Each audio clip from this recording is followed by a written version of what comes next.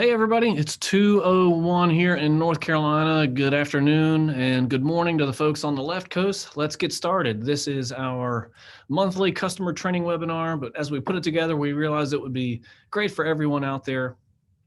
So welcome, let's get going. Talking here right now, this is me, Matthew, Chief Marketing Officer at Trade Pending. Sean is on the line as well. Hey, Sean. How's it going? Thanks for joining us. Yes, we're living a dream here, and thanks right back at you for joining us too. As you would expect, we're going to record this. We'll share it out with everyone. And if you have a question, feel free to type it into the Zoom Q&A bar as we go. We'll get to it when we get to it. If we don't answer it today, we'll email you afterwards and follow up with you for sure. So we're talking about the 10 reasons that you are missing inventory sourcing opportunities and how to fix it. And the first 5 are going to be if you're not a trade pending customer. The last 5 will be approached from as if you are a customer. So it's going to be a good mix for both audiences here. And then we'll wrap up the second half of this with how to track the return on investment of your campaigns. All right, so reason number 1 that you are missing trade-in opportunities is that you don't have a trade-in tool. If you are using a form on your website, if it's some kind of texting thing, that is just leaving a lot of opportunity there. And the reason for that is because the number 1 reason people come to your website is to research inventory. The number 2 reason, this data has been the same for 7 years, every year we've run this thing, they're coming to your website. The number 2 reason is to research the value of a trade-in. So if that piece of what they need from your website is buried under a menu somewhere and they can't find it, they're going to have a really hard time doing that. And so you're missing a lot of opportunities. So please get a dedicated trade-in tool. Obviously, we want you to use Snap by Trade Pending, but please just get something if you don't have something. They're all relatively affordable. Reason number 2, and reason number 2 and 3 here are pretty close together. Number 2 is that your trade-in tool just can't keep up with how crazy the market is right now. So those buyers are seeing values that are different, they're maybe too low, and they're just not engaging with you. So this is an article from Automotive News saying that dealers aren't relying on their trade-in tools anymore. They're going with their gut.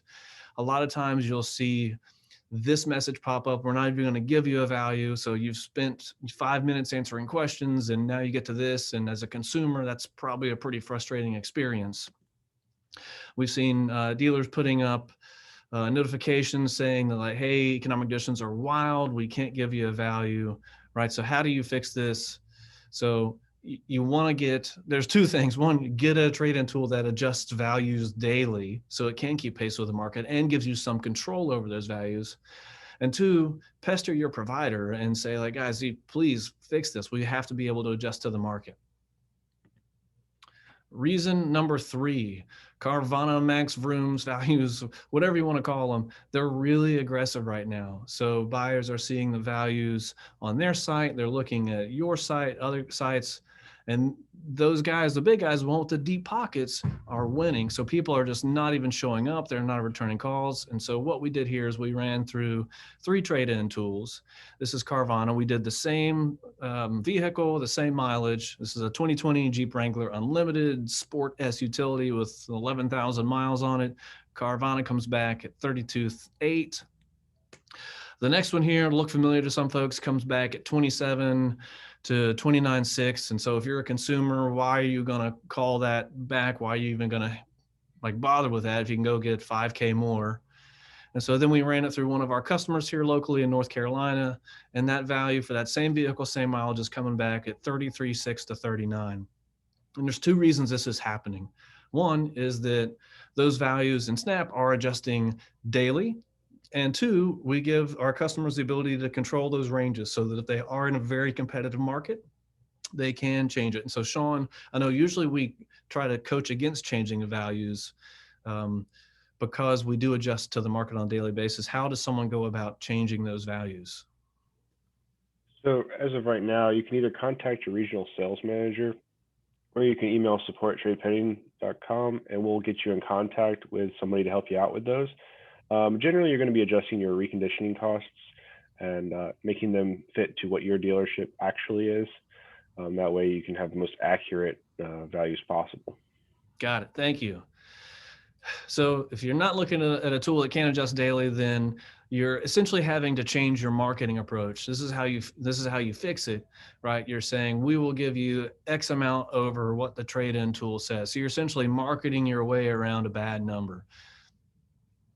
Reason number 4, your trade-in tool isn't optimized for mobile. You're missing opportunities because 75% of your traffic is coming from a mobile device. This is actually Trade Pending's data right here. And the way that you fix this is it's easy and it's not easy, right? Just please go take 5 minutes, look at your site. If you're using a form, make sure all those form boxes can actually be viewed on the screen, that they're not bleeding off into the side and it's really hard to type in. If you're using a form, try to use less boxes. If you're asking for 8 things, try asking for 4 and see if that boosts your conversion rate. The reason number 5, you're relying exclusively upon a digital retailing tool for your trade-in leads. So digital retailing solutions do really a lot of things really well, but they're not really designed to be high converting website converting trade-in tools like those like we build them for and like other companies build them for. And you think back to that survey where it's like the number one reason is people come to a site is to research inventory. Number 2 is to value their trade in. If that is buried within a calculate my payment or within a chat, it's going to be a lot harder for that person to get done what they want to get done.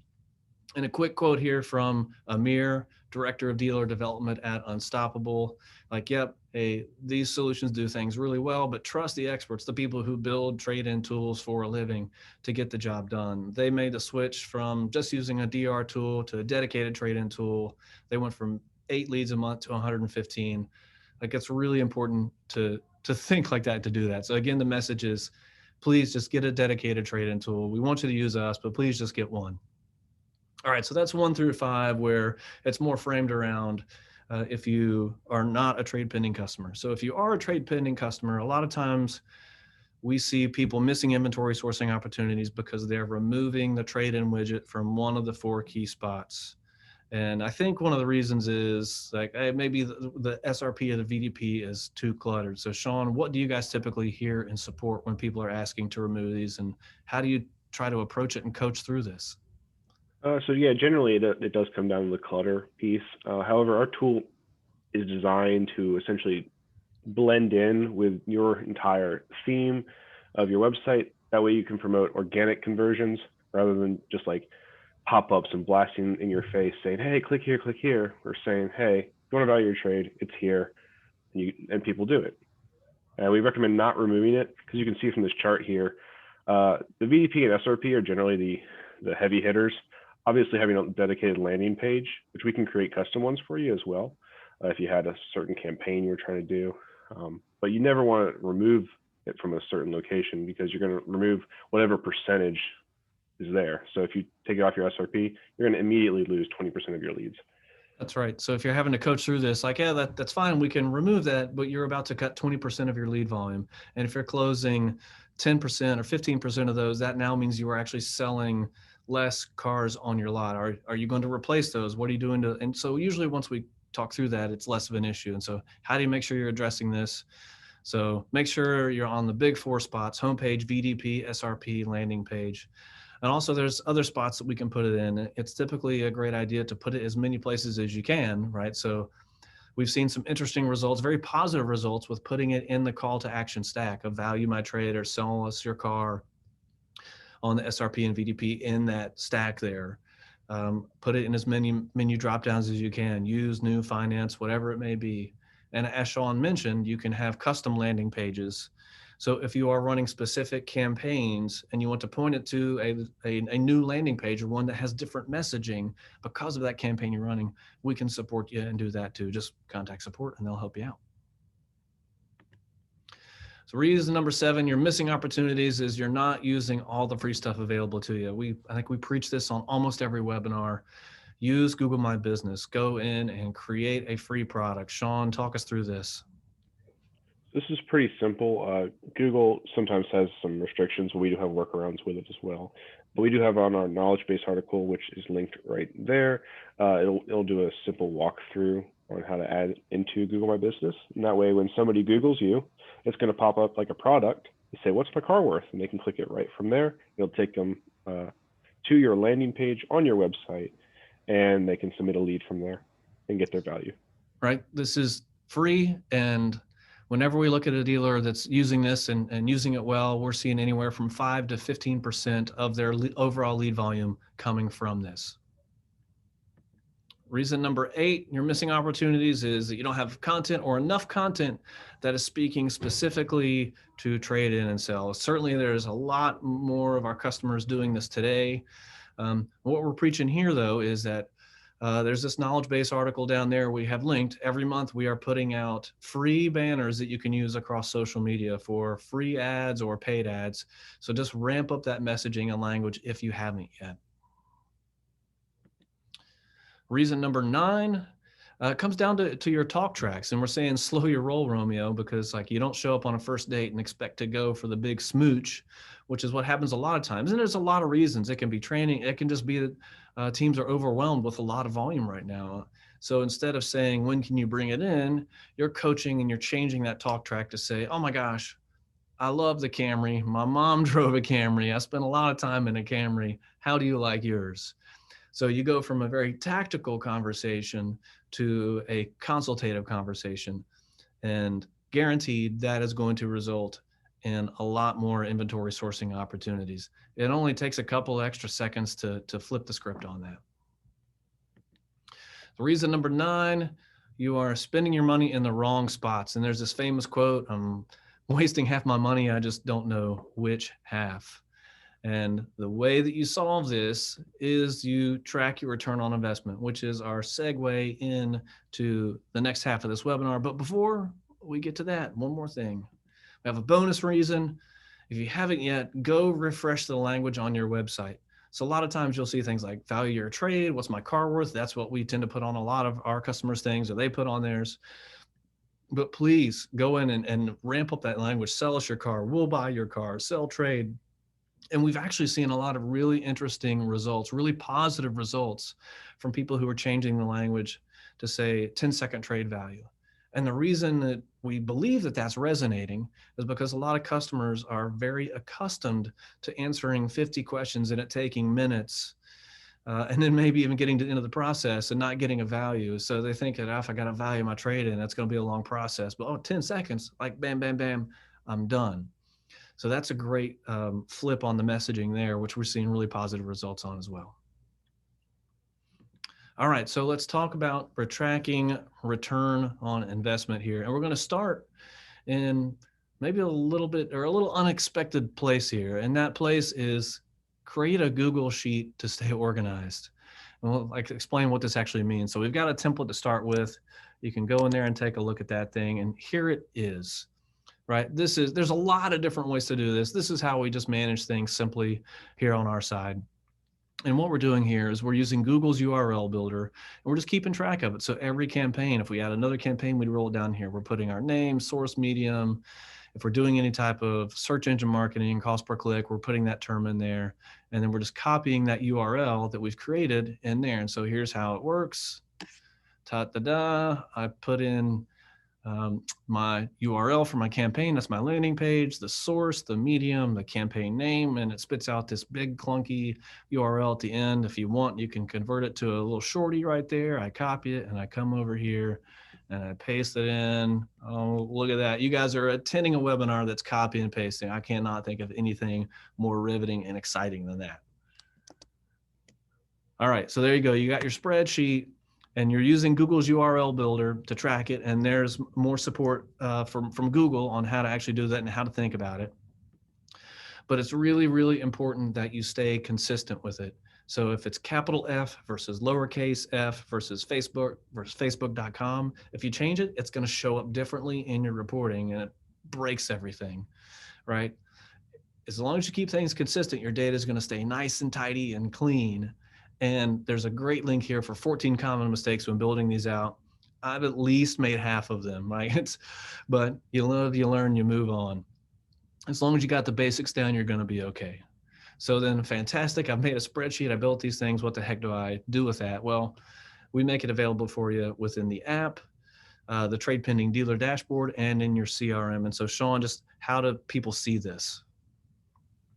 You can log in at tradepending.com. Top right corner is a login space. If you don't have a login, just reach out to support@tradepending.com. We'll add you as a user. You can actually view all of your information and your leads right there, and they look exactly like Matthew has pictured here.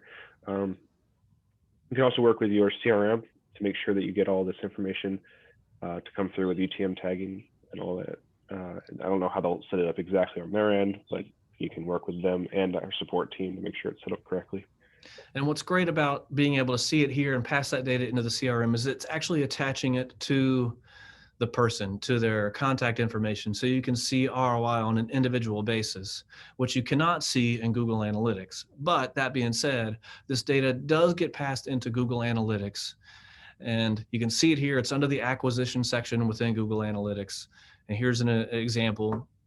And what's really important here is to make sure that you have goals set up. Here's a support article on how to do that. That's Google's article. If you don't know how to do that, hop in, see if you can play around with it, work with your agency. This is not something we help folks set up with, but it's really important there, because then you can actually see how many leads or whatever that goal is going to be are actually occurring. So it becomes a lot cleaner and a lot easier to track the ROI. That's such a huge step. It's something we do. It's something we hope every marketing team, every agency does, right? Okay, so that being said, we're approaching the end here. We do like to give away our lovable mascot, Peep, the wobbly bird. Just go to that link right there and we will mail you one. It comes in that exact same box and everything. So you're seeing it here. All right, bit.ly/peepbird. And with that, we'll open it up for questions. We'll give everybody 10, 15 seconds to type a question in. And if we don't get anything, we'll thank you for joining us.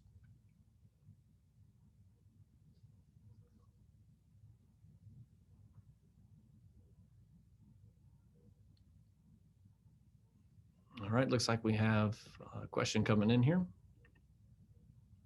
What's the worst CTA we have ever seen? Ooh, well, pretty abysmal ones, and there can be certain reasons for that, right? So it can be because a site just doesn't generate any traffic. It can be because a technical issue, and it can also be because of the market or the particular brand or OEM. Sean, do you want to try to answer that one any better or differently than I did? I mean, I can't really think of any off the top of my head, to be honest with you, but I do know just because the CTA is huge does not necessarily make it better. So avoid the ones that take up half of your inventory screens. I have seen them.